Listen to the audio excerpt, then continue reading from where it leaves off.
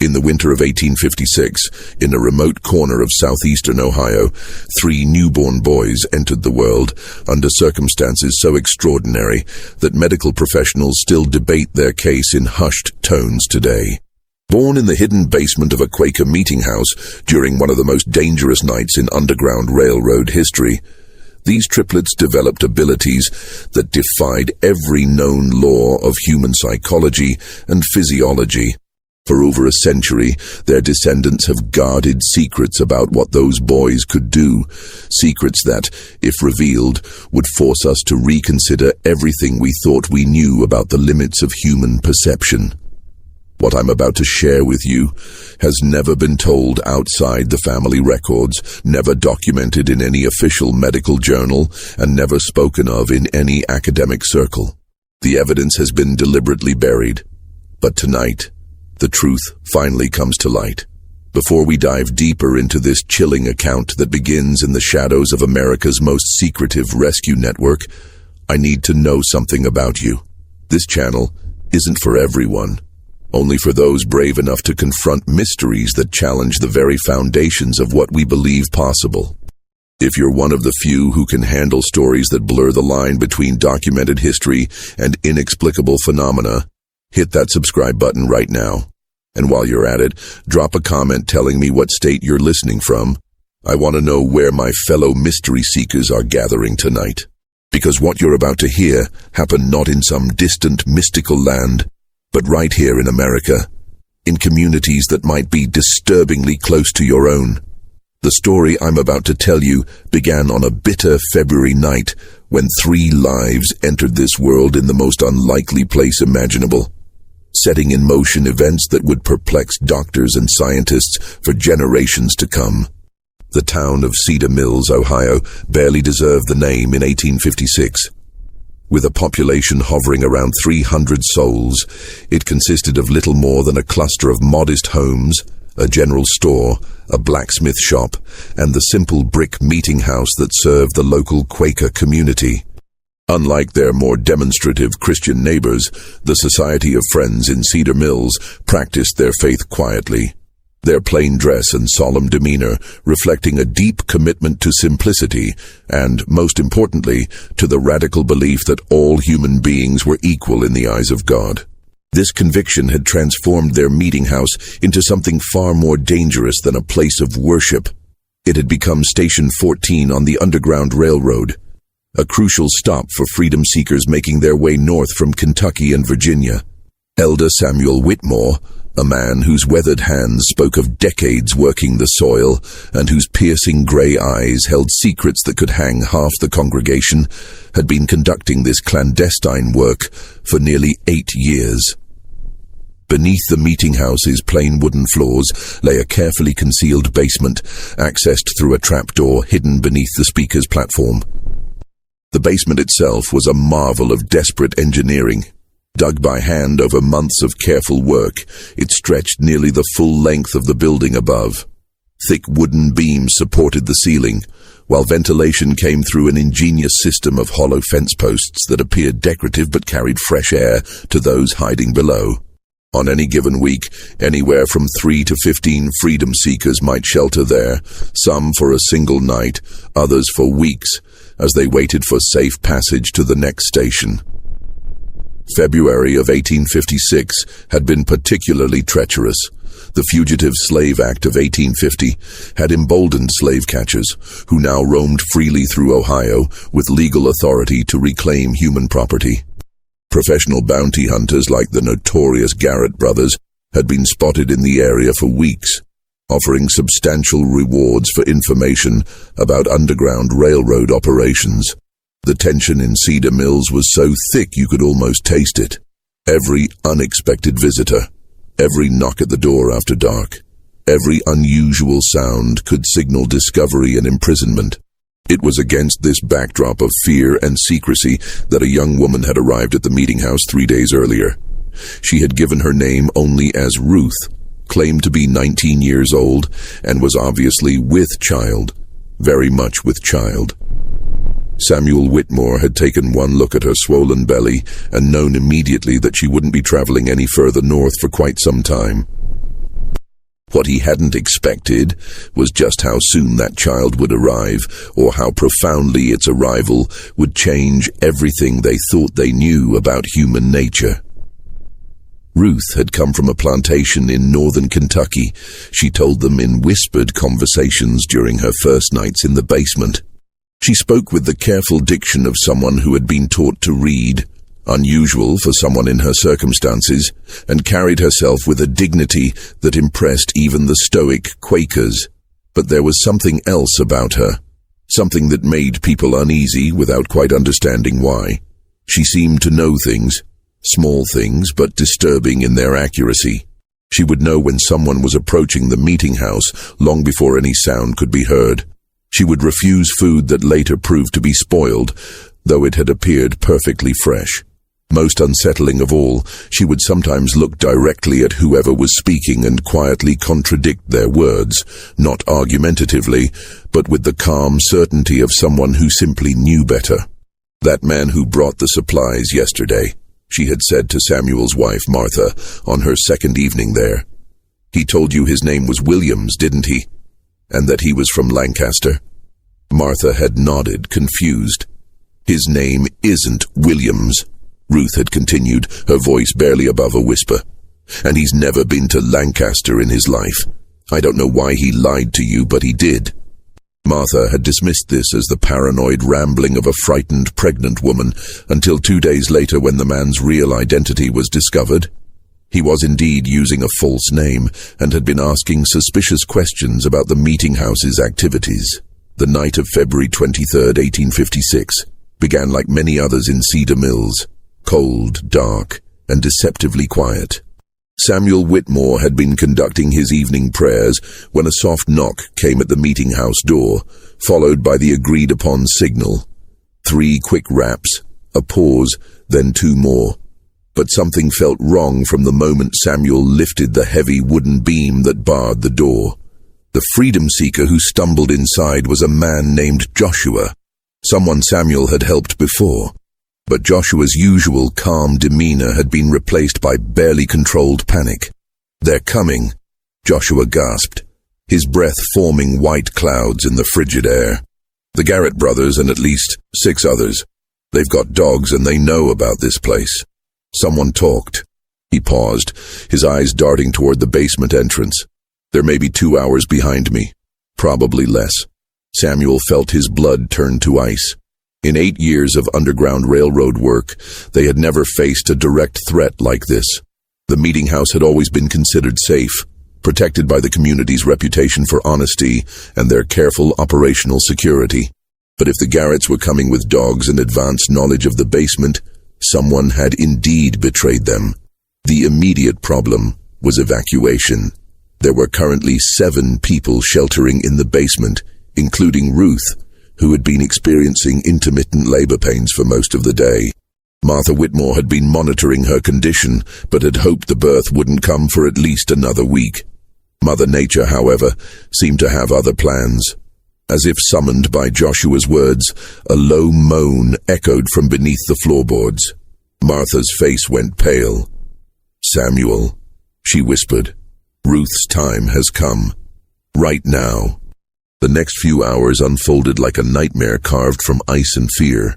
While Samuel and 2 other men worked frantically to evacuate the other 6 freedom seekers through the meeting house's hidden northern tunnel, a hand-dug passage that emerged nearly a quarter-mile away in a dense grove of oak trees. Martha and her daughter Rebecca descended into the basement to attend to Ruth's labor.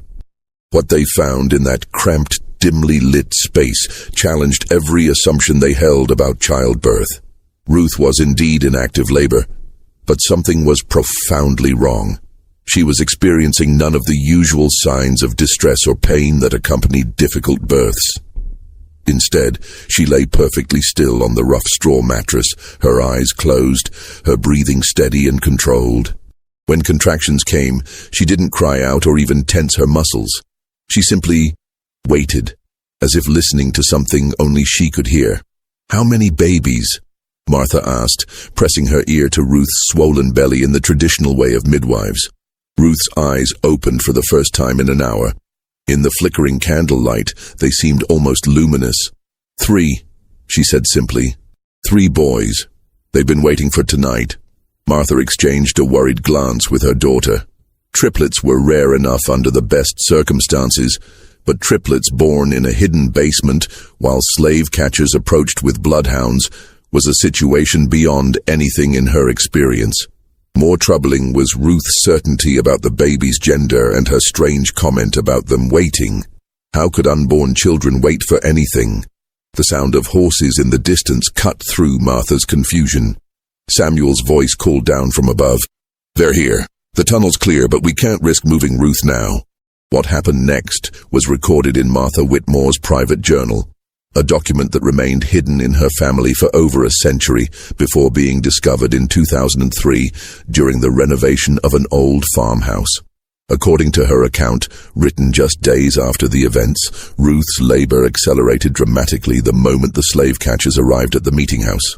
But it accelerated in a way that defied medical understanding. The first baby was born in complete silence. No crying, no sound at all except for Ruth's barely audible breathing.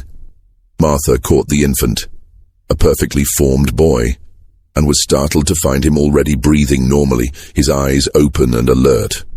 Before she could even cut the umbilical cord, the second baby arrived, again in total silence, again breathing and aware from the moment of birth. The third followed less than a minute later, completing what Martha described as the most unnatural natural birth I have ever witnessed. But the strangest part was yet to come. As Martha worked to clean and wrap the 3 infants, footsteps and voices could be heard directly above them.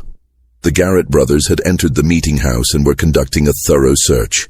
Heavy boots walked across the wooden floors just feet above the newborns' heads.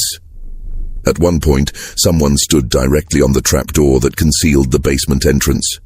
Throughout this entire time, with strange men and tracking dogs just above them, the 3 babies never made a sound. Not a cry, not a whimper, not even the small noises that all newborns make. They lay perfectly still in their mother's arms, their identical dark eyes moving back and forth as if following the movement of the searchers above. It was as if they somehow understood that their survival depended on absolute silence. Ruth never spoke during the search. According to Martha's journal, she simply held her 3 sons and whispered to them in a language that sounded like no dialect Martha had ever heard. Later, Martha would describe it as words that seemed to flow like water, soft and continuous, like a river running over stones. The search lasted nearly 3 hours. The Garretts were thorough, methodical, and increasingly frustrated. They checked every room, every closet, every possible hiding place. Their dogs sniffed around the meeting house's foundation and even scratched at the floorboards in several places. But they never found the entrance to the basement, and eventually they left, cursing their informant for providing bad information. It was only after the sounds of horses had faded completely into the distance that the 3 babies finally made their first sounds, and when they did, all 3 cried in perfect unison, their voices blending into a single, haunting wail that seemed to echo from the very walls of the basement. Ruth died less than an hour later, bleeding that Martha couldn't stop despite all her experience with difficult births. Her last words, spoken so quietly that Martha had to lean close to hear them, were, "They'll know things. They'll always know. Take care of them, but remember they're not like other children." The death of Ruth left the Quaker community of Cedar Mills facing an impossible situation.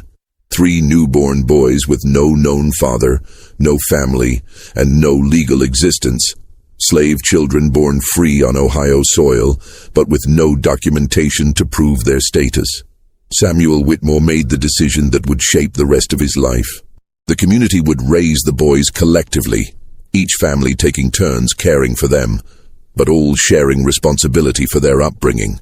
The boys were named by the community in the Quaker tradition: Caleb, Ezra, and Isaac. From their earliest days, it was clear that Ruth's final words had been more than the ravings of a dying woman. The 3 boys were indeed not like other children, but in ways that were subtle enough to be dismissed as coincidence by anyone not watching closely. Martha Whitmore, who had taken primary responsibility for the boys' care during their first year, began keeping detailed notes about their behavior. These notes, discovered along with her birth journal, provide a disturbing glimpse into the early manifestations of the boys' unusual abilities. At 6 months old, the triplets had developed a habit that unnerved their caregivers.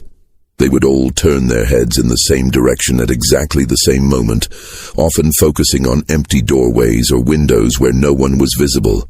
When someone eventually appeared in those locations, sometimes minutes later, it was always a person who was upset, angry, or hiding something. The boys seemed to sense emotional distress long before any adult could detect it. By their first birthday, the pattern had become impossible to ignore. The triplets could identify lies with unerring accuracy. When community members spoke to them, the boys would respond normally to truthful statements, but would turn away and refuse to engage with anyone who was being dishonest, even about trivial matters. At first, the adults found this amusing, even helpful. If someone claimed to have completed a chore they'd actually forgotten, the boys would immediately know. If a visitor to the meeting house gave a false name or misleading information about their background, the triplets would become agitated and refuse to go near that person. But the ability was more than simple lie detection. As the boys grew older, they seemed to sense deception in all its forms, not just spoken lies, but hidden intentions, concealed emotions, and unspoken plans. Samuel Whitmore wrote in his private correspondence, "It is as if the boys can see directly into the human heart and know what lies therein. This would be a blessing, perhaps, if it did not seem to cause them such distress. They are constantly aware of the small falsehoods and hidden thoughts that all people carry.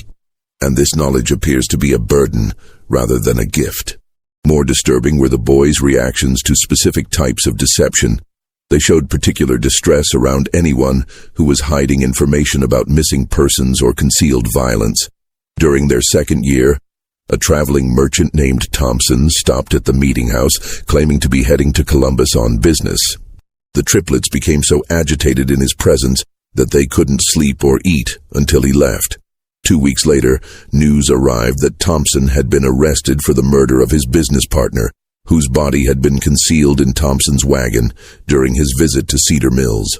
By age 3, the boys had developed what the community began calling the knowing look, a shared expression they would adopt when focusing on someone who was hiding something significant. All 3 would turn their heads simultaneously, their dark eyes seeming to penetrate whoever had attracted their attention. Most unsettling was their habit of whispering to each other during these episodes, always in that strange, flowing language that Ruth had used during their birth. Dr. William Harrison, the local physician who had been monitoring the boys' development, was both fascinated and disturbed by their abilities.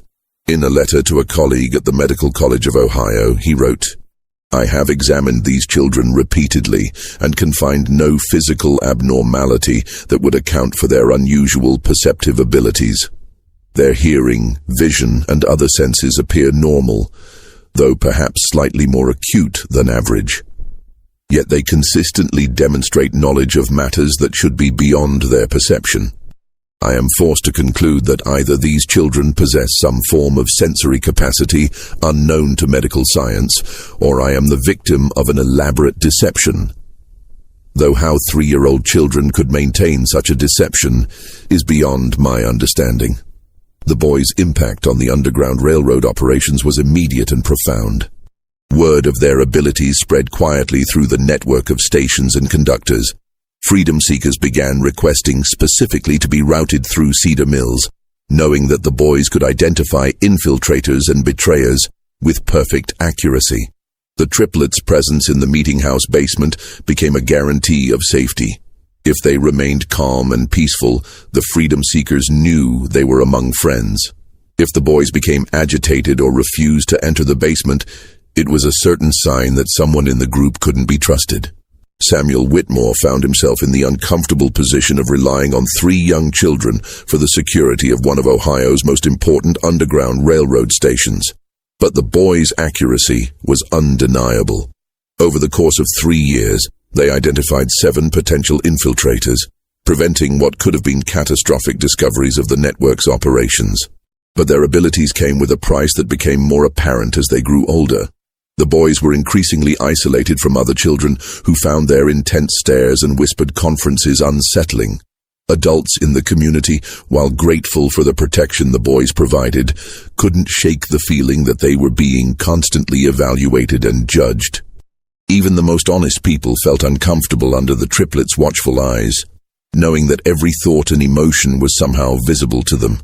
Most troubling was the boys' growing awareness of their own abilities and the effect they had on others. By age 4, they had learned to modify their behavior around strangers, keeping their knowing looks subtle and their whispered consultations private. But this self-consciousness seemed to deepen their isolation, creating a barrier between them and the rest of the world that grew more pronounced with each passing year. The year 1860 brought changes to Cedar Mills that would test the triplets' abilities in ways no one could have anticipated. The election of Abraham Lincoln had inflamed tensions throughout Ohio, and underground railroad activities were becoming increasingly dangerous. Federal marshals were conducting more frequent raids, and bounty hunters like the Garrett brothers were operating with virtual impunity. It was during this period of heightened danger that the boys, now 4 years old, began demonstrating a new and more disturbing aspect of their abilities. They could not only detect deception and hidden emotions in people who were present, they seemed to sense the emotional distress of people who were miles away. The first documented instance occurred on a bitter January morning, when the triplets suddenly became extremely agitated despite being safely inside the warm meeting house with their usual caregivers. All 3 boys began crying simultaneously, not the normal crying of upset children, but a keening wail that seemed to express profound terror and desperation. Martha Whitmore tried everything she could think of to calm them, but nothing worked. The boys continued their distressed crying for nearly 6 hours, finally falling silent just as the sun began to set. 2 days later, a freedom seeker arrived at the meeting house with devastating news. A group of 11 people, including 3 children, had been captured by slave catchers approximately 40 miles south of Cedar Mills.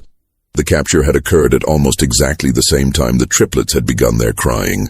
Worse, the captured group included a pregnant woman who had given birth during the attack. Both mother and child had died from exposure during the brutal journey back to Kentucky. Samuel Whitmore was shaken by this incident, but dismissed it as coincidence until it happened again 3 weeks later. This time, the boys' distress lasted only 2 hours, but was even more intense. When word arrived the following day, they learned that a conductor on the Underground Railroad had been shot and killed while helping a family escape near Portsmouth, Ohio. Again, at the exact time the triplets had begun showing signs of extreme distress. Dr. Harrison, who had been documenting the boys' development, was called to examine them after the 3rd such incident. His findings, recorded in his private notes, were deeply unsettling. During episodes of apparent long-distance distress sensing, the boys' pulse rates become synchronized, their breathing patterns identical, and their body temperatures drop by several degrees. Most remarkably, their brain activity appears to increase dramatically. They are clearly experiencing intense mental stimulation despite appearing outwardly distressed. I can only conclude that their nervous systems are somehow detecting emotional trauma occurring at great distances, though the mechanism by which this occurs is completely unknown to medical science. The boys' long-distance sensing abilities seem to be specifically attuned to situations involving deception, betrayal, and mortal danger.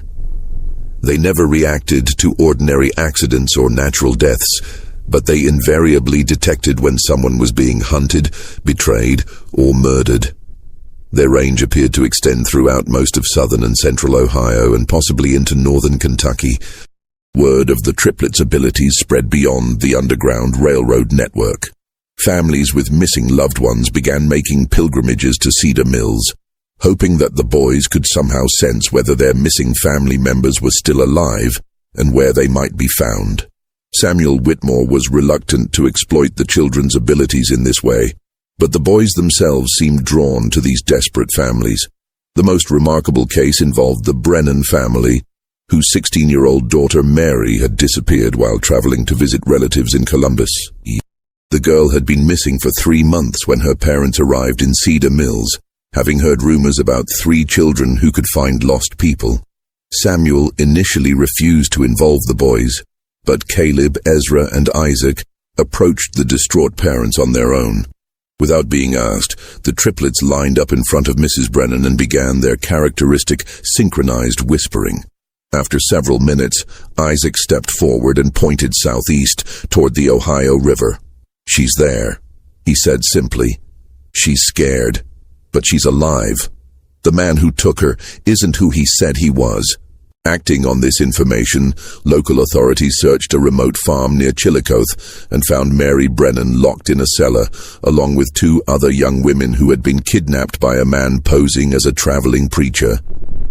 The kidnapper was arrested and later confessed to planning to sell the women into prostitution in New Orleans. The rescue of Mary Brennan marked a turning point in how the community viewed the triplets. No longer were they simply children with an unusual ability to detect lies. They were becoming something else entirely, something that made even their Quaker guardians profoundly uncomfortable. The boys' abilities were growing stronger and more specific with each passing month, and there seemed to be no limit to their range or accuracy. But perhaps most disturbing was the boys' increasing emotional detachment from the world around them. The constant awareness of deception, violence, and human suffering was taking its toll. They rarely smiled, seldom played, and spent most of their time huddled together, whispering in their private language. When they did interact with adults, their conversations were marked by a wisdom and sadness that seemed impossible in children so young. Dr. Harrison, in his final notes about the boys before his death in 1862, wrote, "I fear that we are witnessing the emergence of human beings who are fundamentally different from the rest of our species. Their abilities appear to be expanding rather than stabilizing, and I cannot predict what they might become capable of as they mature. More troubling is the psychological cost of their gifts.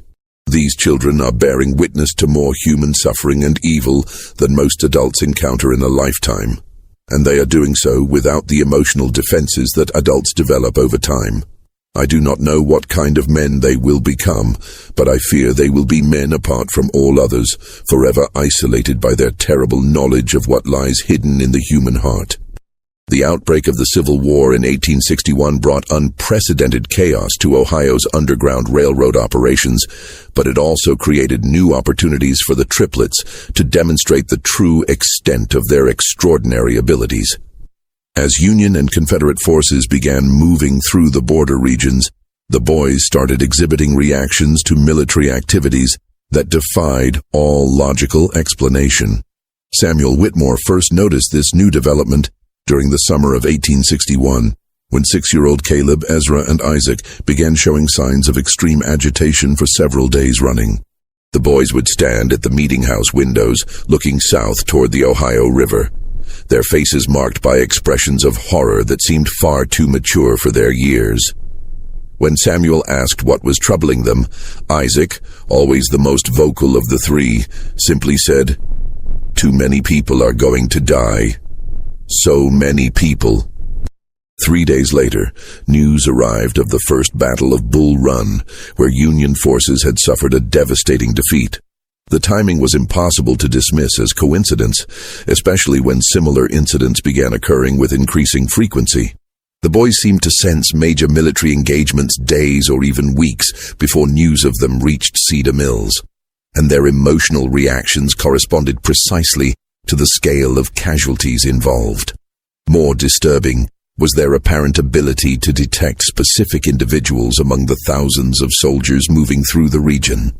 In September of 1861, a young Union soldier named Thomas Caldwell stopped at the meeting house while traveling home on leave to visit his family in Marietta. The triplets took one look at him and immediately began their synchronized whispering, their faces showing expressions of profound sadness. Martha Whitmore, now in her 60s but still serving as the boys' primary caregiver, asked them what they sensed about the soldier. Ezra stepped forward and spoke in a voice that seemed too old for his small body. "He won't make it home. The man who's supposed to be his friend will shoot him for his money. 3 days from now, near the river crossing."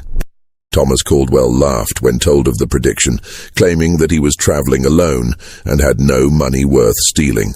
But 3 days later, his body was found near a river crossing 20 miles east of Cedar Mills. He had been shot and robbed by a deserter from his own unit, a man named Patterson, who had claimed to be Caldwell's friend and had arranged to travel part of the way with him. The accuracy of this prediction sent shockwaves through the local community, but it was only the beginning. Over the following months, the boys began making increasingly specific and disturbing predictions about people they encountered. They could tell when someone would die, often down to the day and hour. They could predict betrayals, desertions, and acts of violence with unerring accuracy. Most chilling of all, they seemed to know which of the freedom seekers passing through the meeting house would successfully reach Canada, and which would be captured or killed along the way. Samuel Whitmore struggled with the moral implications of the boy's knowledge. Should he warn people of the dangers the triplets foresaw? Should he try to prevent the tragedies they predicted? Or was this knowledge too dangerous to act upon? The weight of these decisions was crushing, made worse by the boys' apparent indifference to the suffering they witnessed. They reported deaths and betrayals with the same calm detachment they might use to comment on the weather. The turning point came in the spring of 1862, when a group of 12 freedom seekers arrived at the meeting house, led by a conductor named James Morrison, whom Samuel had worked with for years. Morrison was a trusted ally, a man who had successfully guided hundreds of people to freedom over the course of a decade. But when the triplets saw him, their reaction was immediate and violent. All 3 boys began screaming the moment Morrison entered the meeting house, a sound unlike anything they had ever made before. It wasn't the crying of distressed children, but something primal and terrifying, like the warning calls of animals sensing mortal danger. They screamed and pointed at Morrison, their faces contorted with an expression of pure horror. Morrison was baffled and offended by the reaction. He had never encountered anything like it from the boys, who had always been calm in his presence during previous visits. Samuel tried to question the triplets about what they sensed, but they could only repeat over and over, "Death. He brings death. So much death." Despite the boys' warnings, Samuel was reluctant to turn away a trusted conductor and 12 desperate freedom seekers. Morrison insisted that he had brought the group safely from Kentucky and was prepared to guide them onto the next station. The 12 freedom seekers, men, women, and children ranging in age from 8 to 60, seemed genuinely desperate and showed no signs of deception. But the triplets' agitation only intensified as the hours passed. They refused to enter the basement while Morrison and his group were there, and they continued their disturbing predictions. "Tomorrow night, in the woods by Miller's Creek, he'll call to them and they'll trust him because they think he's their friend. But the men with guns will be waiting." Samuel faced an impossible choice. Either trust the word of 3 young children whose abilities he didn't understand, or risk the lives of 12 people based on what might be nothing more than childhood intuition. In the end, he chose a compromise that would haunt him for the rest of his life. He allowed Morrison and the group to continue their journey, but sent word ahead to the next station warning them to be cautious. He also arranged for 2 local men to follow at a distance, ostensibly to provide additional security. What they witnessed the following night would validate the triplets' warnings in the most horrific way possible. Morrison led the group to a clearing near Miller's Creek, just as the boys had predicted. There, instead of guiding them toward the next safe station, he called out in the darkness. Within minutes, armed slave catchers emerged from the woods. The freedom seekers realized they had been betrayed, but it was too late to escape. In the chaos that followed, 7 people were killed outright, including 2 children. The remaining 5 were captured and dragged back to Kentucky in chains. The two men Samuel had sent to provide security witnessed the entire massacre from a distance, too far away to intervene, but close enough to see Morrison collect a substantial payment from the leader of the slave catchers. James Morrison, the trusted conductor who had guided hundreds to freedom, had been working as a double agent for months, selling information about underground railroad operations and leading groups into carefully planned ambushes. When news of the massacre reached Cedar Mills, the entire community was devastated.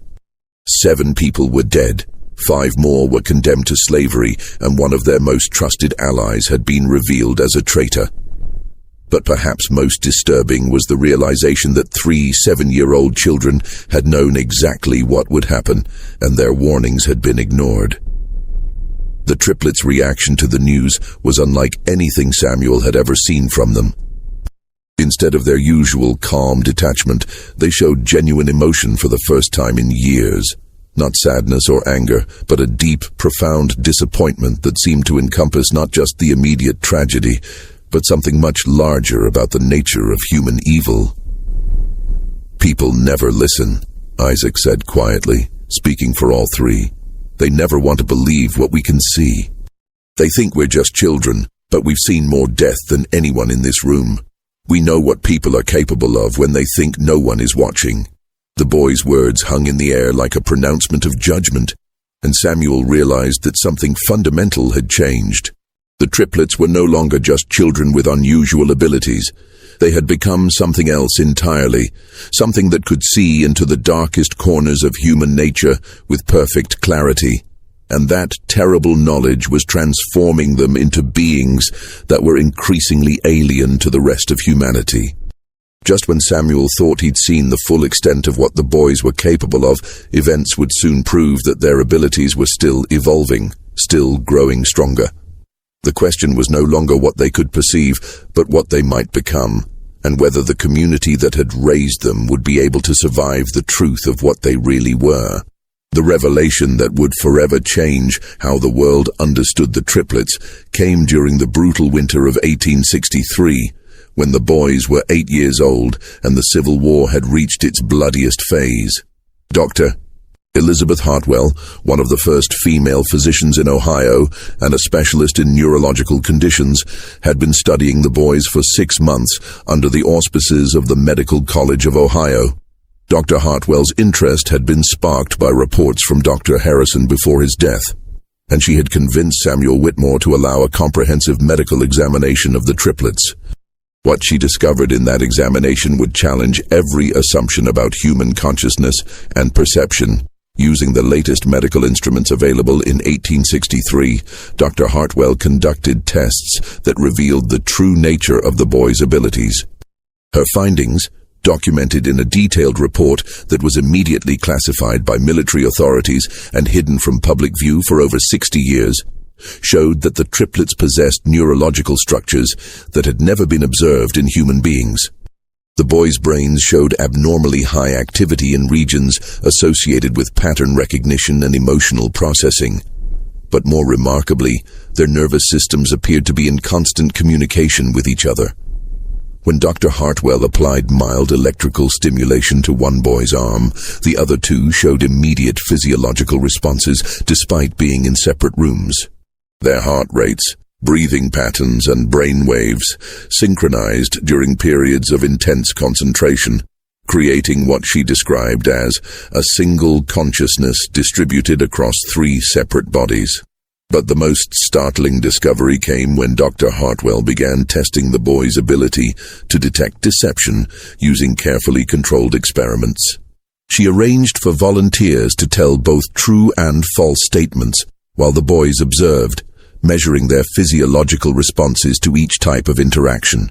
What she found defied all understanding of human sensory capabilities. The triplets weren't simply reading facial expressions, body language, or vocal cues to detect lies. They were responding to measurable changes in electromagnetic fields generated by human neural activity. Dr. Hartwell's primitive instruments detected that the boys' brains generated electrical patterns unlike anything seen in normal humans, and these patterns seemed to resonate with the electromagnetic signatures of other people's emotional states.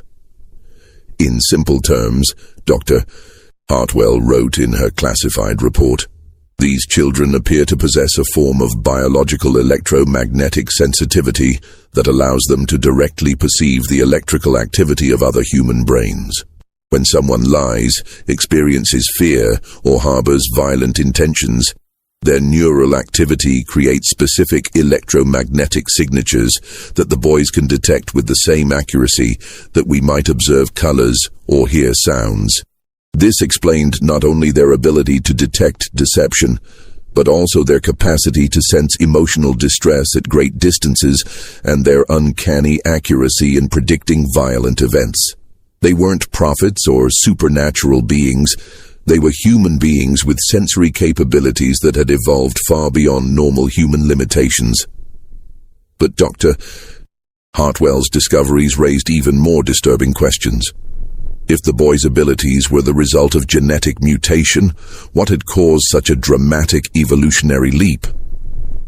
The answer came from analyzing tissue samples from their deceased mother, Ruth, whose body had been preserved in the Meeting House Cemetery, according to Quaker tradition. Medical examination of Ruth's remains revealed that she had been exposed to massive doses of several industrial chemicals during her pregnancy, chemicals that were commonly used in the processing of indigo dye on southern plantations. These chemicals, which included mercury compounds and lead-based pigments, had caused severe neurological damage in Ruth, but had apparently triggered unprecedented genetic changes in her unborn children. The boys represented something entirely new in human evolution, a mutation that might normally have been lethal, but had instead created enhanced sensory capabilities. They were living proof that human consciousness and perception could evolve in ways that science had never imagined possible. Dr. Hartwell's final revelation was perhaps the most chilling. Based on her analysis of the boys' genetic structure, she concluded that their enhanced abilities were not limited to their generation. The genetic changes that had created their electromagnetic sensitivity were dominant traits that would be passed on to their children and their children's children. We are witnessing the birth of a new branch of human evolution, she wrote in her most confidential notes. These boys will father children with similar abilities, and those children will be even more sensitive to human electromagnetic fields. Within 3 or 4 generations, their descendants may possess sensory capabilities that will make current human perception seem primitive by comparison. The implications were staggering. If Dr. Hartwell was correct, the triplets weren't just medical curiosities, they were the beginning of a new human subspecies. And if their abilities continued to strengthen with each generation, their descendants might eventually be able to read human thoughts as easily as observing facial expressions. But the most immediate concern was what to do with this knowledge. The Civil War was raging, and both Union and Confederate forces would be desperate to exploit the boys' abilities for military intelligence. If word of their capabilities spread beyond the small Quaker community, the triplets would become valuable assets to be captured, studied, and used as weapons. Samuel Whitmore faced an impossible decision. Dr. Hartwell was prepared to publish her findings, which would bring international attention to the boys, but would also ensure their safety through public scrutiny. Alternatively, the research could be suppressed, protecting the boys' privacy, but leaving them vulnerable to those who already knew of their abilities. The decision was made for them on a cold February morning when federal marshals arrived in Cedar Mills with orders to bring the triplets to Washington for consultation on matters of national security. Someone in the military hierarchy had learned of Dr. Hartwell's research and decided that the boys' abilities could be valuable for interrogating Confederate prisoners and detecting Confederate spies. But the triplets had sensed the marshals' approach long before they reached the meeting house. When Samuel found the boys that morning, they were already packed and ready to leave, their few possessions bundled in small cloth sacks. "We have to go," Caleb said simply. "If we stay, bad things will happen to everyone here. We've seen it." Isaac nodded gravely. "The men who are coming don't just want to use us. They want to study us, cut us open, see how we work.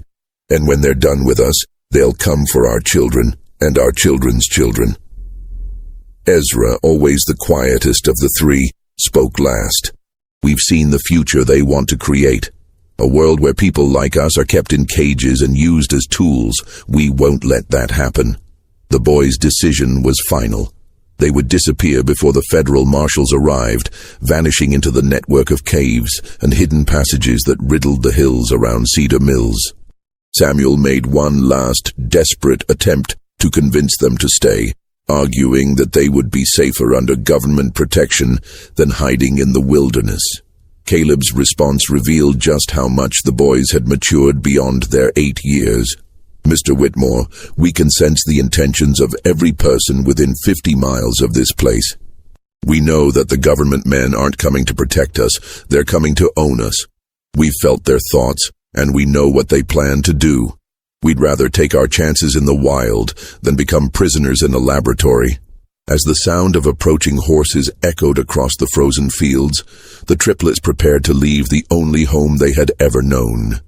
But before they departed, they made one final revelation that would haunt Samuel Whitmore for the rest of his life. There are others, Isaac said quietly. Not many, but some. Other children born during times of great violence and suffering. Children whose mothers were exposed to the same kinds of poisons that changed us. They're scattered across the country, and most of them don't even know what they are yet. But we can sense them, and they can sense us. Ezra stepped forward, his young face marked by wisdom that seemed ancient. Someday, when it's safe, we'll find them. We'll teach them what we've learned, help them understand their abilities. And maybe, if we're careful, we can build something better than what exists now. A world where people can't lie to each other, can't hide their evil intentions, can't pretend to be something they're not. The boys' final words as they prepared to vanish into the wilderness were both a promise and a warning. We'll be watching. We'll always be watching. And we'll remember who helped us and who tried to hurt us. That knowledge will be passed down to our children and their children and their children after that. The world is about to change in ways that people can't imagine, and it's going to start with us. The federal marshals arrived at the meeting house 3 hours after the triplets had disappeared, finding only empty rooms and the fading traces of 3 extraordinary children who had vanished as completely as if they had never existed. Despite extensive searches involving tracking dogs and military units, no trace of the boys was ever found. They had simply melted away into the Ohio countryside, leaving behind only memories and questions that would never be fully answered. Dr. Elizabeth Hartwell's research was immediately classified by military authorities and remained sealed for over 60 years. When her papers were finally released in 1924, they caused a sensation in the medical community. But by then, the boys would have been nearly 70 years old, and any hope of studying them had long since passed. Samuel Whitmore lived until 1889, carrying the secret of what he had witnessed for the rest of his life.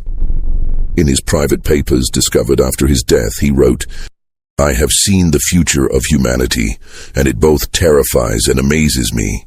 Those 3 boys represented something new under the sun, something that could either elevate our species to unprecedented heights or destroy us completely. I pray that wherever they went, whatever they became, they remembered the love and kindness they received in our small community." The Underground Railroad station at Cedar Mills continued operating until the end of the Civil War, but it was never the same after the triplets' departure. Without their ability to detect infiltrators and betrayers, the operation became increasingly dangerous, and several conductors were captured or killed. The meeting house itself was eventually abandoned in 1878, and the building slowly fell into decay. But the story of the triplets didn't end with their disappearance. Over the following decades, reports began surfacing from across the United States of children with unusual perceptive abilities. A girl in Pennsylvania who could predict accidents days before they occurred. Twin boys in Texas who could locate missing people with impossible accuracy. A child in California who could tell when someone was lying just by looking at them. Most of these reports were dismissed as folklore or exaggeration, but a pattern emerged for those who knew what to look for. The children were always born during times of great violence or social upheaval. Their mothers had often been exposed to industrial chemicals or toxic substances during pregnancy, and the children themselves displayed the same electromagnetic sensitivity that Dr. Hartwell had documented in the Cedar Mills triplets. Modern genetic research has confirmed what Dr. Hartwell suspected in 1863. Extreme environmental stress, combined with exposure to certain toxic substances, can trigger rapid genetic mutations that are passed on to subsequent generations. The triplets represented one of the first documented cases of stress-induced human evolution, a phenomenon that scientists now recognize as more common than previously believed. Recent studies have identified at least 47 documented cases of individuals with enhanced electromagnetic sensitivity born between 1850 and 1900, primarily in regions affected by industrial pollution or military conflict. While most of these individuals lived quiet lives and never developed their abilities to the extent demonstrated by the Cedar Mills triplets, their genetic legacy has continued to spread through the American population. Dr. Sarah Chen, a neurologist at Johns Hopkins University who has spent 20 years studying electromagnetic sensitivity in humans, believes that the descendants of these early cases may represent as much as 0.1% of the current American population. We're looking at the emergence of a human variant that possesses sensory capabilities our species has never had before, she explained in a 2019 interview. These people aren't telepaths or psychics. They're humans with enhanced neural sensitivity that allows them to detect electromagnetic patterns generated by other human brains. The implications for law enforcement, national security, and human society are profound. If Dr. Chen is correct, there may be thousands of Americans who possess some degree of ability to detect deception, sense hidden emotions, or locate missing persons. Most may not even be aware of their abilities, dismissing their accurate intuitions as lucky guesses or coincidence. But perhaps the most intriguing aspect of this research is what it suggests about the future of human evolution. If environmental stress can trigger rapid genetic changes that enhance human perception, what other capabilities might emerge as our species faces new challenges? And if the Cedar Mills triplets were correct in their prediction that their abilities would strengthen with each generation, what might their descendants be capable of today? The answer to that question may be closer than anyone realizes. In 2003, during the renovation of an old farmhouse in southeastern Ohio, construction workers discovered a hidden room containing documents that had been carefully preserved for over a century. Among these papers was a letter dated 1923, written in 3 different handwritings but signed with a single name: The Children of Cedar Mills. The letter, addressed to future generations who will understand, contained detailed genealogical records showing the descendants of the 3 boys who had vanished in 1863. According to these records, the triplets had indeed survived their disappearance, lived long lives, and fathered numerous children who inherited their enhanced abilities. More remarkable still, the letter contained precise predictions about future events that have since come to pass.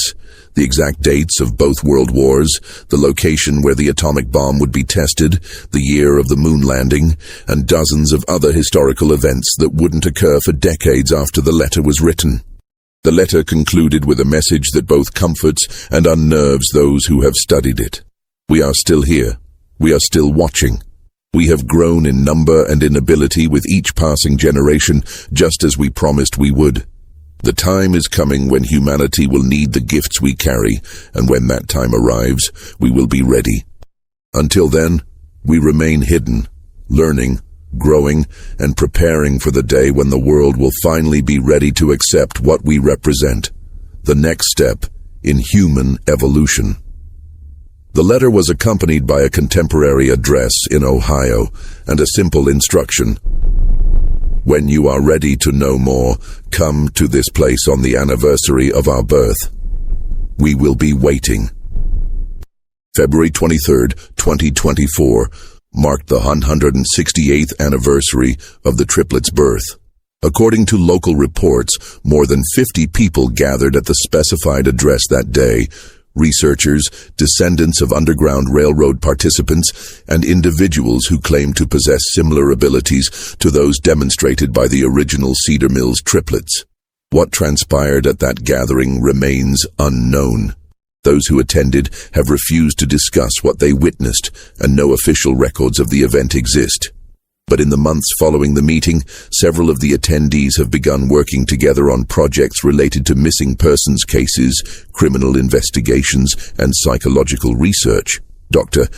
Chen, who was among those present at the February meeting, will only say that the legacy of the Cedar Mills triplets is far from over. In fact, it may just be beginning. The story of 3 boys born in a basement during one of the darkest periods in American history continues to unfold more than a century and a half later. Whether they represent humanity's greatest hope for evolution or its most dangerous mutation remains to be seen. But one thing is certain. Somewhere out there, the descendants of Caleb, Ezra, and Isaac are still watching, still learning, and still preparing for whatever comes next. And if their ancestors' abilities to predict the future remain accurate, that next chapter in human evolution may be arriving sooner than anyone expects. This mystery shows us that the boundaries of human perception may be far more flexible than we ever imagined, and that extraordinary circumstances can sometimes produce extraordinary people. What do you think of this story? Do you believe that human evolution could take such dramatic leaps under extreme conditions? Have you ever experienced moments of intuition so accurate they seemed impossible? Leave your comment below sharing your thoughts about the triplets and whether you think their descendants might still be among us today. If you enjoyed this tale and want more mysteries that challenge everything we think we know about human capabilities, subscribe, hit the notification bell, and share with someone who loves stories that blur the line between science and the impossible. See you in the next video, where we'll explore another dark secret hidden in America's past.